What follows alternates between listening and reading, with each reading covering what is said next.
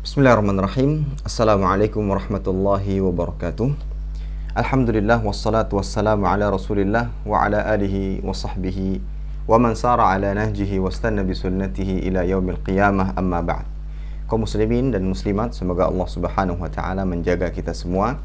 Alhamdulillah, senantiasa kita panjatkan rasa syukur kepada Allah taala atas segala limpah nikmat yang Allah taala karuniakan kepada kita. Salawat dan salam senantiasa kita haturkan kepada junjungan kita Nabi Muhammad sallallahu alaihi wasallam beserta kerabat beliau, para sahabat dan orang-orang yang senantiasa terus-menerus berada di jalannya sampai hari kiamat kelak. Kaum muslimin dan muslimat, semoga Allah taala menjaga kita semua. Kita lanjutkan kembali pembahasan kitab Fikih Sunnah Wanita yang ditulis oleh Abu Malik Kamal bin Sayyid Salim rahimahullah ta'ala. Dan kita masih dalam pembahasan tata cara sholat sesuai dengan tuntunan syariat. Baik, setelah kita mempelajari beberapa cara sebelumnya, seperti ketika seseorang hendak sholat, setelah dia menyempurnakan taharahnya, berwudu, dan seterusnya, dia berdiri tegak menghadap ke arah kiblat dan mendekat kepada sutrah sebagaimana penjelasan yang kita telah jelaskan. Kemudian yang kedua, dia hadirkan niat dalam hatinya, sholat apa yang akan dia kerjakan, untuk siapa dia mengerjakan sholat ini, dan dalam rangka apa, apakah untuk ketaatan atau yang lainnya. Dan tentunya kita diperintahkan untuk mengikhlaskan setiap amal ibadah kita hanya untuk Allah Subhanahu wa ta'ala. Kemudian yang ketiga, mengangkat kedua tangan dan mengucapkan takbir, yaitu takbiratul ihram. Takbiratul ihram adalah seseorang mengucapkan Allahu Akbar, dan disyariatkan pula sambil mengangkat kedua tangan dengan beberapa cara, disejajarkan dengan pundak atau sejajar dengan telinga, dengan kondisi telapak tangan tidak terlalu melebarkan jari jemari, tidak terlalu merapatkannya, akan tapi sedang-sedang saja. Kemudian yang keempat adalah bersedekap. Setelah takbir, kemudian bersedekap dengan meletakkan tangan kanan di atas tangan kiri dengan beberapa bentuk. Yang pertama, cukup dengan meletakkan telapak tangan kanan di atas punggung tangan kiri, di atas pergelangan tangan kiri, atau di atas lengan tangan kiri. Cara yang kedua adalah meletakkan atau menggenggam pergelangan tangan kiri. Di mana diletakkannya? Wallahu a'lam bishawab, sebagaimana telah kita jelaskan, bisa di atas dada atau di atas pusar. Ini berdasarkan dalil-dalil atau penjelasan yang sudah kita sampaikan di pertemuan-pertemuan sebelumnya. Baik, setelah itu dia membaca doa istiftah, dan membaca doa istiftah ini hukumnya sunnah dengan beberapa bentuk sebagaimana yang telah kita sebutkan, yang dipraktikkan oleh Nabi Shallallahu Alaihi Wasallam. Kemudian setelah itu dia membaca ta'awudz dan membaca Bismillah, baik secara jahr dengan dilantangkan seperti seseorang mengucapkan Bismillahirrahmanirrahim kemudian Al-Fatihah, atau dengan disirkan. Hanya saja wallahu a'lam bishawab, yang lebih sering dilakukan oleh Nabi Shallallahu Alaihi Wasallam adalah dengan mensirkan atau tidak mengeraskan bacaan Bismillahirrahmanirrahim. Baik, setelah itu adalah yang akan kita bahas pada pertemuan kali ini, yaitu membaca surat Al-Fatihah. Ya, membaca surat Al-Fatihah. Baik, kaum muslimin dan muslimat, semoga Allah ta'ala menjaga kita semuanya. Membaca surat Al-Fatihah ini disepakati oleh para ulama, hukumnya adalah rukun di dalam sholat. Dan sholat tidak akan sah tanpa membaca surat Al-Fatihah. Dalilnya apa? Karena tegasnya Nabi SAW mengatakan dalam hadis yang dikeluarkan oleh Imam Bukhari dan Muslim, La sholata liman lam yaqra' bi fatihatil kitab. Tidak ada sholat bagi orang yang tidak membaca Fatihatul Kitab. Artinya adalah Al-Fatihah. Ya, maksudnya adalah Al-Fatihah. Tidak ada solat baginya, tidak sah solatnya seseorang yang tidak membaca Al-Fatihah. Didukung pula dalam hadis yang lain diriwayatkan oleh Imam Ibnu Majah, Rasulullah sallallahu alaihi wasallam bersabda, "Kullu salatin la yuqra fiha bi ummil kitab fahiya khidajun fahiya khidaj." Setiap solat yang di dalamnya tidak dibaca Fatihatul Kitab, yaitu Al-Fatihah, maka ia cacat dan maka ia cacat. Dan hukum ini berlaku untuk imam, ya, atau bagi orang yang sholat sendirian. Adapun makmum, bagaimana hukumnya? Dan di sini para ulama berbeda pendapat. Baik, sebelum itu para ulama sepakat untuk makmum wajib membaca Al-Fatihah pada saat sholat sir, ya, walaupun dia dalam keadaan berjamaah sebagai makmum, Di sholat-sholat sir seperti zuhur, asar, maka dia wajib membaca Al-Fatihah, baik di rakaat pertama, kedua, ketiga, dan keempat. Dan di sholat-sholat jahar pada rakaat kedua atau pada rakaat ketiga atau keempat, di mana imam tidak sedang membaca keras bacaannya, ya, seperti maghrib pada rakaat ketiga, isya pada rakaat ketiga dan keempat. Maka pada saat itu yang mana imam tidak menjaharkan atau melantangkan suaranya dalam membaca Al-Fatihah atau surat-surat yang lainnya, maka pada saat itu imam atau makmum membaca Al-Fatihah. Dan ini disepakati oleh para ulama dalam hal ini. Nah, yang jadi perbedaan pendapat adalah ketika di sholat jahar pada rokaat-rokaat yang mana imam mengeraskan bacaannya, seperti maghrib rokaat 1 dan 2, subuh 1 dan 2, isya 1 dan 2, ya. Atau mungkin sholat-sholat sunnah yang mana imam pada saat itu mengeraskan bacaannya. Nah, di sini ada perbedaan pendapat di kalangan para ulama. Yang pertama adalah pendapat yang mengatakan bahwa Al-Fatihah ini wajib dibaca bagi makmum secara mutlak, berdasarkan keumuman ayat hadis yang telah kita bacakan, la sholata liman lam yaqra bi Fatihatil Kitab. Tidak ada salat, tidak sah salatnya bagi seseorang yang tidak membaca Al-Fatihah.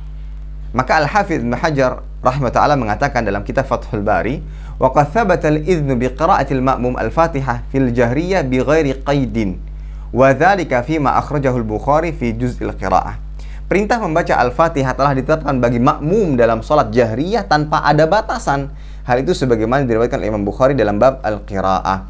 Ya. Dan terdapat pula riwayat dari Ibnu Hibban, At-Tirmidzi dan lainnya menyebutkan bahwa ada sebuah riwayat dari Makhul bin Mahmud bin Rabi' dari Ubadah, anna Nabi sallallahu alaihi wasallam thaqulat alaihi al-qira'ah fil fajr. Falamma faragha qala la'allakum taqra'una khalfa imamikum. Qulna na'am. Qala fala taf'aluhu illa bi Fatihatil Kitab fa innahu la salata liman lam yaqra' biha. Sesungguhnya terdengar oleh Nabi sallallahu alaihi wasallam bacaan seseorang dalam salat fajar. Ketika selesai beliau berkata, "Sepertinya kalian membaca di belakang imam tadi." Maka kami menjawab, "Ya." Maka beliau berkata, "Jangan kamu lakukan itu selain membaca Fatihatul Kitab, yaitu Al-Fatihah, karena tidak sah salat bagi seseorang yang tidak membacanya." Di sini dikecualikan Al-Fatihah, menunjukkan bahwa Al-Fatihah wajib dibaca. Ini menurut pendapat yang pertama. Menurut pendapat yang kedua, ketika sebagai makmum dan imam sedang membaca jahar, ya, pada sholat-sholat jahar, maka pada saat itu imam cukup mendengarkan saja, diam dan tidak membacanya. Hal ini berdasarkan keumuman dalil dari surat Al-A'raf ayat 204, wa idza quri'al Qur'an fastami'u lahu wa ansitu la'allakum turhamun. Dan apabila dibacakan Al-Qur'an maka dengarkanlah baik-baik dan perhatikanlah dengan tenang agar kamu mendapatkan rahmat. Nah, pada ayat ini keumumannya adalah kita ketika diperdengarkan kepada kita, ketika imam baca Al-Fatihah, imam membaca surat, maka kewajiban makmum adalah mendengarkan, tidak mengikuti, tidak membaca, ya, tapi mendengarkan. Baik. Didukung dalam sebuah hadis, ya. Pendalilan di atas dikuatkan lagi dengan sebuah hadis diriwayatkan oleh Imam Ahmad, Abu Daud dan Imam At-Tirmidzi dari Abu Hurairah radhiyallahu ta'ala anhu. Ia mengatakan, "Shalla Nabi sallallahu alaihi wasallam bi ashabihi salatan nadhunnu annaha subh. Faqala hal qara'a minkum min ahad?" Qala rajulun ana. Qala inni aqul ma li unazi'ul Qur'an. Aku mendengar Nabi sallallahu alaihi wasallam salat bersama para sahabat yang kami mengira bahwa itu adalah salat subuh. Beliau bersabda, "Apakah salah seorang di antara kalian membaca surat di belakangku?" Seorang laki-laki menjawab, "Saya." Maka beliau lalu bersabda, "Kenapa aku ditandingi dalam bacaan Al-Qur'an?" Ya. Kemudian ada lagi hadis yang lain, Nabi sallallahu alaihi wasallam mengatakan, "Innamal imam innama ju'ilal imam liyutamma bihi, fa idza kabbara fakabbiru wa idza raka'a farka'u wa idza rafa'a farfa'u wa idza qala sami'a Allahu liman hamida faqulu rabbana lakal hamd wa idza sajada fasjudu." Sesungguhnya imam itu diangkat untuk diikuti.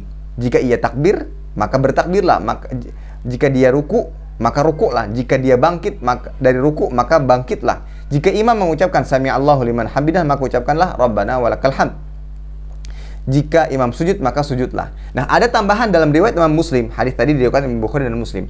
Dalam riwayat Imam Muslim ada tambahan, yaitu wa idza qara'a fa ansitu. Dan apabila imam membaca itu Al-Fatihah, maka diamlah. Nah, Nah, di sini terjadi khilaf yang kuat, perbedaan yang kuat antara ulama yang mengambil pendapat pertama dan yang kedua. Wallahu a'lam bishawab. Ada alternatif yang dijelaskan oleh para ulama sebagai jalan keluar, yaitu ketika ada saktah, jeda antara bacaan ayat, maka makmum bisa membaca. Seperti ada terkadang imam membacanya pelan.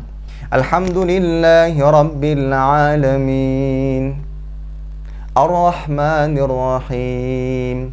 Ada jeda, ayat per ayat. Nah, di antara jeda-jeda tersebut boleh makmum membaca Al-Fatihah. Alhamdulillahirabbil alamin, makmum juga membaca Alhamdulillahirabbil alamin. Namun dengan bacaan-bacaan tidak dipermasalahkan, agak cepat tapi tetap memperhatikan kualitas bacaannya.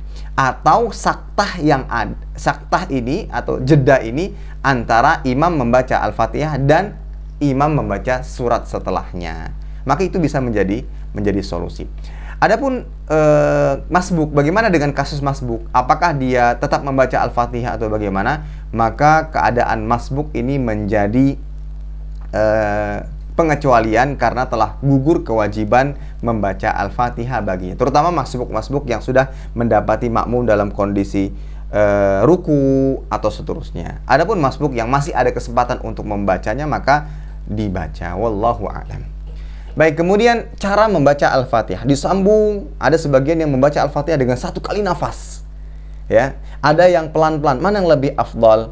Maka wallahu a'lam bishawab, sebagaimana diterangkan oleh Syekh Muhammad bin Shalih Al-Utsaimin, baca dengan cara berurutan dan pelan-pelan. Dan lebih baik lagi jika seandainya setiap ayat dia berhenti sambil ditadaburi maknanya, ya. Karena di dalam Al-Fatihah memiliki kandungan yang amat luar biasa, sehingga sungguh tidak benar perbuatan sebagian kita yang membacanya terlalu tergesa-gesa dengan sekali nafas tanpa memperhatikan panjang pendeknya, tidak mentadaburi maknanya dan seterusnya. Baik, Allahu a'lam bishawab. Nah, setelah kita mengetahui kewajiban dan rukunnya membaca Al-Fatihah, ada kasus orang-orang yang baru masuk ke dalam agama Islam, belum bisa baca Al-Fatihah. Dan tapi dia sudah tahu kewajiban sholat dan dia harus mengerjakan sholat saat itu. Apa yang dia lakukan? Maka ikhwatal iman azanallahu wa ikum jami'an, yang pertama, tugas kita, ya, yang mendapati saudara kita seperti itu, maka kita wajib mengajarkannya. Dia dikejar bagaimana dia segera bisa membaca Al-Fatihah. Itu yang pertama. Kemudian yang kedua, sementara waktu dia belum bisa, sementara dia wajib untuk membaca atau untuk melaksanakan ibadah sholat, maka pada saat itu dia silahkan membaca apa saja yang mudah baginya. Sebagaimana sebuah hadis tentang musii'us shalah, ada orang yang buruk atau jelek dalam sholatnya, maka Nabi mengatakan, idza qumta ila shalah fakabbir thumma qra' ma tayassara ma'aka minal Qur'an. Jika engkau berdiri untuk sholat, maka bertakbirlah, kemudian bacalah apa yang engkau bisa dari ayat Al-Qur'an. Apa yang paling dia bisa? Jika Al-Fatihah belum, mungkin ada surat-surat lainnya atau ayat-ayat yang lainnya yang bisa dia baca, maka itu sudah cukup baginya. Kalau seandainya tidak ada satupun ayat di dalam Al-Quran yang bisa dia hafal, ya, yang bisa dia baca, maka cukup dengan membaca tasbih, tahmid, tahlil, dan hauqalah untuk mengganti Al-Fatihah. Sebagaimana hadis Ibnu Abi Aufa radhiyallahu ta'ala, beliau mengatakan, Ja'a rajulun ila Nabi sallallahu alaihi wasallam faqala inni la astati' an akhudha syai'an minal Qur'an fa'allimni syai'an yujzi'uni minal Qur'an. Faqala qul subhanallah walhamdulillah wa la ilaha illallah wallahu akbar wa la hawla wa la quwata illa billah. Seseorang laki-laki datang kepada Nabi sallallahu alaihi wasallam kemudian mengatakan, saya tidak bisa membaca sedikit pun dari Al-Qur'an, maka ajarkanlah kepada saya sesuatu yang dapat mencukupinya. Maka Nabi sallallahu alaihi wasallam mengatakan, katakanlah subhanallah walhamdulillah wa la ilaha illallah wallahu akbar wa la hawla wa la quwata illa billah. Hadis ini dihasankan oleh Syekh Albani rahimahullahu taala. Tapi ingat, ini adalah keringanan bagi yang tidak mampu. Bagi yang mampu, maka dia tetap ada kewajiban membaca Al-Fatihah dan surat-surat setelahnya. Baik. Ikhwatal iman azanallahu wa ikum jami'an, terkait masih kasus Al-Fatihah, membaca Al-Fatihah. Terkadang kita mendapati ada sebagian imam yang mungkin dijadikan sebagai imam tidak fasih bacaan Al-Fatihahnya. Ini kasusnya bagaimana? Dia ini rukun. Kalau tidak sah bagaimana? Ya. Terkadang kita mendapati di beberapa masjid demikian. Allah a'lam, mungkin sebabnya karena tidak ada imam yang bisa dijadikan imam, sehingga apa yang ada maka maju menjadi imam. Maka kesalahan dalam membaca Al-Quran itu terbagi menjadi dua. Ada yang kesalahan lahan itu besar, ya jali, ada yang tidak. Kesalahan-kesalahan sederhana, ya, tidak sampai, patokannya adalah tidak sampai kepada perubahan makna, maka ini tidak masalah, ya. Maka ini tidak masalah. Hanya saja ketika lahan atau kesalahan bacaannya itu sangat fatal, seperti yang seharusnya siratal ladzina an'amta alaihim, tapi diganti menjadi an'amtu. Nah, ini tentunya perubahan-perubahan makna yang begitu fatal, maka hendaknya dihindari berjamaah bersama dengannya, ya. Ketika dia kesalahan-kesalahannya memiliki kesalahan-kesalahan yang fatal. Dan tentunya ini mendorong kita untuk memiliki kader-kader yang akan dijadikan sebagai imam, terutama misalkan dalam sebuah komplek pedesaan, komplek perumahan yang dimana di sana ada tempat ibadah, maka seharusnya dipikirkan lebih dalam bahwa yang di antara yang harus ada di tengah-tengah mereka adalah imam, ya. Dicarikan imam, disediakan tempat tinggal, karena dia memiliki tugas penting yang berkaitan erat dengan kualitas ibadah kita. Baik, ikhwatal iman, berkaitan juga dengan permasalahan membaca Al-Fatihah adalah membaca amin, mengucapkan amin, itu takmin, ya. Takmin artinya adalah seseorang mengucapkan amin.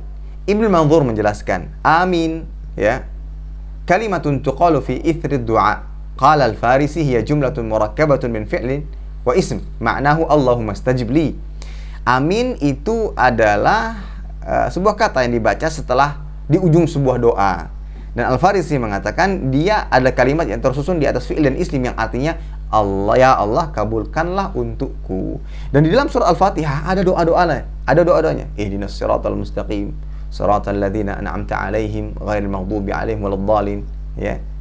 Itu ada doa yang mana itu dikatakan oleh Syekhul Islam Ibnu Taimiyah a'zamud du'a wa afdaluhu, ya. Doa yang paling agung, yang paling ahkam, yang paling afdal adalah doa yang terdapat dalam surah Al-Fatihah, yaitu ihdinas siratal mustaqim. Nah, maka kita disyariatkan mengucapkan amin. Dan mengucapkan amin, ya, setelah Al-Fatihah ini memiliki keutamaan yang sangat besar, sebagaimana tunjukkan dalam hadis yang dikeluarkan Imam Bukhari dan Muslim dari Abu Hurairah radhiyallahu taala anhu. Rasulullah sallallahu alaihi wasallam sabda, "Idza ammana al-imam fa aminu fa innahu man wafaqa ta'minahu ta'minal malaika ghufira lahu ma taqaddama min dzambi." Jika imam mengucapkan amin, maka hendaklah ucapkan amin. Barang siapa yang ucapan aminnya sesuai dengan ucapan amin malaikat, ia akan diampuni dosa-dosanya yang telah lalu. Ini adalah keutamaan yang amat luar biasa. Ya, ini adalah keutamaan yang amat luar biasa. Kita jangan tinggalkan. Ini sederhana, tapi seringkali mungkin disepelekan oleh sebagian orang. Padahal ketika dia mengucapkan amin dengan niatan mencari pahala dari Allah Subhanahu wa taala, maka dia akan mendapatkan keutamaan tersebut. Baik.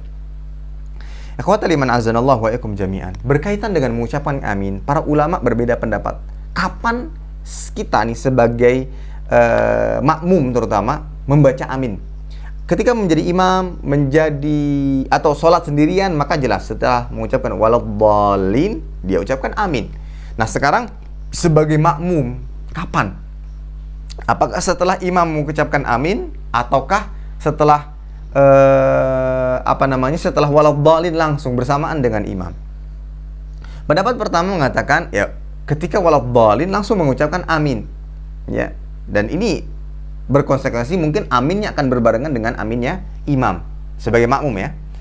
Hal ini berdasarkan hadis yang diriwayatkan oleh Imam Bukhari dan Muslim, "Idza qala ahadukum amin, qalatil malaika fis sama amin, faqad ihdahuma al-ukhra ghufira lahu ma taqaddama min dzambi." Jika seorang di antara kalian mengucapkan amin, malaikat pun mengucapkan amin. Maka jika ucapan amin keduanya saling bersesuaian, maka orang tadi akan diampuni dosa-dosa yang telah lalu. Kemudian pendapat kedua mengatakan amin itu dibaca setelah imam mengucapkan amin. Jadi waladdallin, nunggu imam dulu baca amin, amin, baru makmum amin. Nah, seperti itu. Mereka berdalil dengan hadis yang serupa dan itulah sudah kita bacakan tadi diriwayatkan oleh Bukhari dan Muslim, "Idza ammanal imam fa aminu." Ya, ketika imam mengucapkan amin, maka hendaklah ucapkan amin. Nah, ini terkesan bahwa imam dulu yang membaca amin, mengucapkan amin, baru setelahnya adalah adalah makmum. Wallahu a'lam bissawab. Pendapat yang mungkin lebih mendekati kebenaran adalah pendapat yang pertama, bahwa baik imam atau makmum setelah waladhdallin semua mengucapkan amin berdasarkan keumuman dalil, sebagaimana tunjukkan dalam hadis idza qala al-imam ghairil maghdubi alaihim waladdallin faqulu amin. Jika imam mengucapkan ghairil maghdubi alaihim waladdallin, maka perintahnya apa? Faqulu, ucapkanlah amin. Ini umum, baik untuk imam atau untuk makmum. Wallahu a'lam, ya. Dan ini adalah pengecualian dari larangan menyamai imam karena ada perintah dalam hal ini. Wallahu a'lam bissawab. Baik. Selesai kita dalam permasalahan membaca Al-Fatihah. Yang berikutnya adalah membaca surat setelah Al-Fatihah. Dan para ulama sepakat bahwa ini disunahkan membaca surat dalam Al-Qur'an setelah Al-Fatihah. Ibnu Sirin mengatakan, la a'lam yakhtalifuna fi hadza. Beliau mengatakan, saya tidak mengetahui mereka, yaitu para ulama atau para sahabat, berbeda pendapat dalam masalah ini. Di antara dalilnya yaitu dalam hadis dari sahabat Abu Qatadah, beliau mengatakan, hadis ini diriwayatkan Imam Bukhari dan Muslim, anna Nabi sallallahu alaihi wasallam yaqra'u fi rak'atain al-ulayain min salati dhuhr bi Fatihatil Kitab wa suratain yutawwilu fil ula wa yuqassiru fi thaniyah wa yusmi'u al-ayah ahyanan. Wa kana yaqra'u fil 'asr bi Fatihatil Kitab wa suratain wa kana yutawwilu fil ula wa kana yutawwilu fil raq'atil ula min salati subh wa yuqassiru fi thaniyah. Nabi sallallahu alaihi wasallam membaca Al-Fatihah di 2 rakaat pertama salat zuhur dan juga membaca 2 rakaat yang panjang pada rakaat pertama dan pendek pada rakaat kedua, dan terkadang hanya 1 surat, 1 ayat.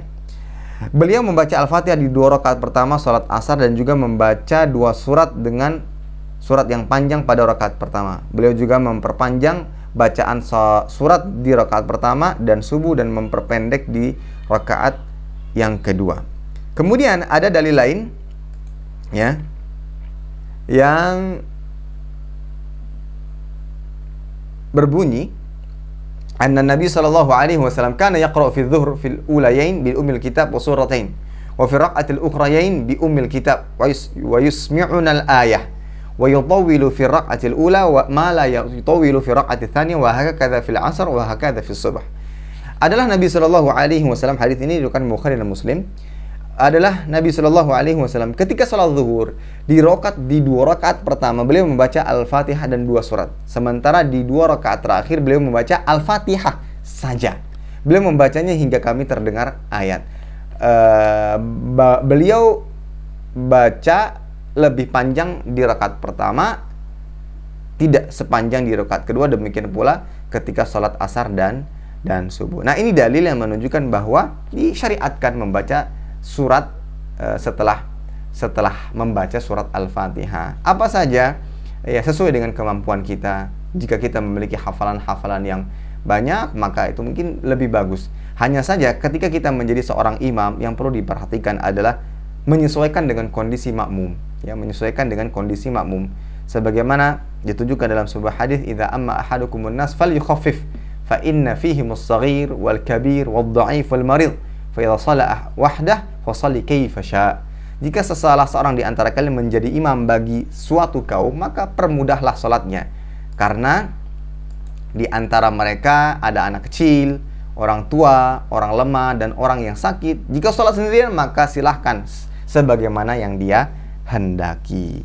Ya, jadi untuk membaca surat, ya, kita sesuaikan dengan kemampuan kita dan juga kemampuan makmum bagi mereka-mereka yang menjadi imam. Ya, ikuti sebagaimana Nabi Shallallahu Alaihi Wasallam yang beliau anjurkan kepada kita. Dan seperti yang disampaikan tadi bahwa terkadang rakaat kedua itu lebih pendek dari rakaat pertama, dan begitu seterusnya. Wallahu a'lam. Baik. Saya rasa ini dulu yang bisa kita sampaikan pada pertemuan kali ini. Mudah-mudahan yang sedikit ini bermanfaat, dan insya Allah kita akan lanjutkan lagi di pertemuan berikutnya sampai tata cara yang dituliskan oleh penulis dalam kitab ini selesai. Mudah-mudahan ini bisa sebagai bahan murojaah atau pengulangan kita bagi yang sudah mempelajarinya, dan mungkin sebagai tambahan ilmu bagi yang baru mempelajarinya. Wallahu a'lam bishawab. Demikian, mudah-mudahan bermanfaat. Kurang dan lebihnya maaf. Kita tutup dengan doa kafatul majelis. Subhanakallahumma bihamdika asyhadu an la ilaha illa anta astaghfiruka wa atubu ilaik. Assalamualaikum warahmatullahi wabarakatuh.